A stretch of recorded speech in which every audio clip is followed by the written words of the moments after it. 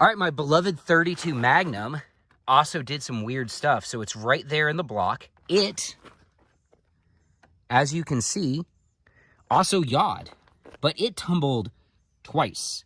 Minimal expansion, if any. I'll have to recover it from the block to see how it did. But it didn't, it tumbled just like all of these other rounds. So when if you track it through the block, you can see there's a rotation here and then a big rotation here right at that same mark where the gold dot tumbled. And that is interesting.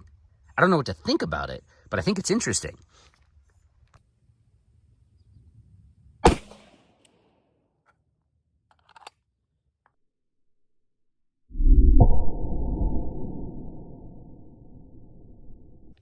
All right, it took me a second to find it, but this is the 32 that I fired through Bear Gel, and it has landed right next to the 38 that I fired through Bear Gel and expanded a little bit. They penetrated great, so they all hit that penetration depth of like 16 inches. Even if this block is allowing 2 to 3 inches of over penetration, that's still 14 inches in gel. It's fine. I'm super happy with it. I don't even care that it didn't expand because it rotated, and that rotation actually has an effect, because when you think about how a handgun bullet wounds, right? A handgun bullet only wounds by actually cutting tissue.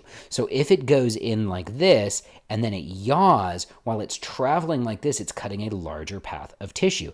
It's giving you a similar effect to a hollow point without the round actually expanding. So that yaw is important. And then once it's done yawing, if it's traveling ass first, it's now acting like a wad cutter, which is good because that means it's also cutting more tissue. I actually shot a bunch more rounds into gel after that of the 32 just to see if I could replicate that effect out of my LCR. And in every single one of them, it yawed 180 degrees and ended up traveling backwards through the block for most of its journey through the block.